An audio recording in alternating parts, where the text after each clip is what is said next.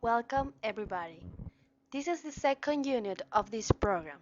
My name is Carolina Escobar, and now we are going to start. The past of the verb to be. The past of the verb to be is used to express situations, actions, or something that had happened in the past. Se refiere a algo que ya ha pasado. Here we have some examples. I was sick yesterday. She was sick yesterday. He was sick yesterday. It was sick yesterday. We were on your house last night. We were in your house last night. They were in your house last night.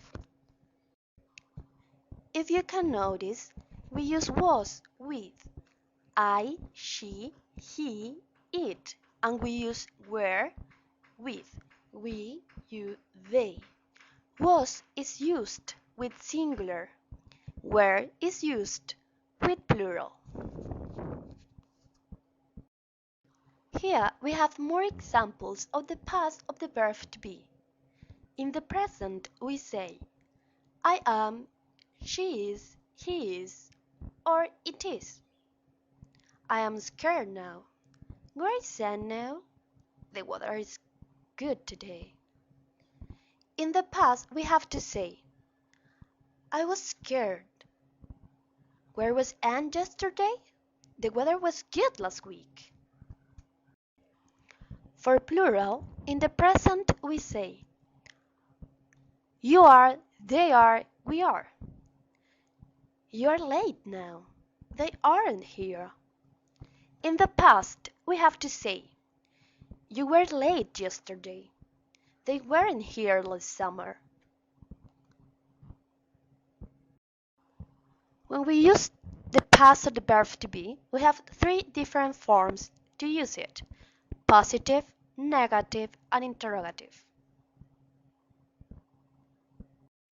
With positive, we use I, she, he, it with was, and we, they, and you with were. Examples: last year Rachel was 22, so she is 23 now. We were hungry after the journey. With negative, we used I, she, he, it with was not or wasn't, and we, they, and you with were not or weren't. Examples: last month I wasn't in Boston, or last month I was not in Boston. We weren't tired after the journey, or we were not tired after the journey. With interrogative, we use was with I, she, he, and it. With where, we use we, they, you. Examples: when was she on holidays? Those shoes are nice. Were they expensive? Now we're going to start with the simple present tense. Affirmative sentences. To create an affirmative sentence, we have to use the subject, verb, and complement. Here we have an example. Patrick likes Jules. Patrick is the subject. Likes is the verb. Jules is the complement. The structure of the simple present is subject plus verb, base form, plus complement. Here we have some examples. Martin drives a taxi. Denise and Marcos work in the same company. Maori writes books about psychology. My parents play cards every weekend. If you have a singular subject, you have to add a final s to the verb. For instance, Martin drives a taxi. Martin es singular, drive es el verbo en forma natural, pero se le agrega una S al final ya que Martin es singular. We used the final S with she, he, and it. Mary rides. Martin and Mary son singulares. Pero si puedes darte cuenta, en la última oración, my parents' place is not right. No es correcto. ¿Por qué? Porque mis padres es plural. Solo los pronombres singulares she, he, it van con una S al final del verbo.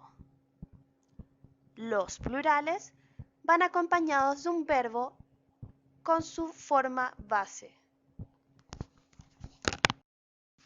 For negative sentences and simple present tense, we have to use two auxiliaries, does and do. Does is used with singular, she, he, it, and do is used with plural, we, they, you, and I. She doesn't run every morning. Mary does not live near my house. Their friend doesn't sleep in the same house as my brother. My family doesn't live in France. The structure is subject, does, was not, plus the verb, plus the predicate.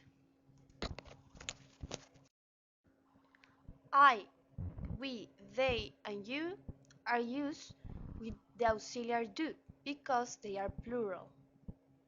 Here we have examples. They don't run every morning. Mary and Marianne don't live near my house. Their friends don't sleep in the same house. My stepfather and his daughter hate me, or my stepfather and his daughter don't hate me. Now, to create questions, doubts, and so on, we use does too, does and do. With singular, we use does, with plural, we use do. Here are some examples. Don't they run every morning? Do Mary and Marianne live in my house? Do their friends live in the same house? Does my stepfather hate me? Si puedes darte cuenta, en las oraciones negativas, tanto como en las oraciones interrogativas, no agregamos la letra S al final del verbo. Solo se agrega la letra S al final del verbo cuando nosotros creamos o utilizamos oraciones afirmativas.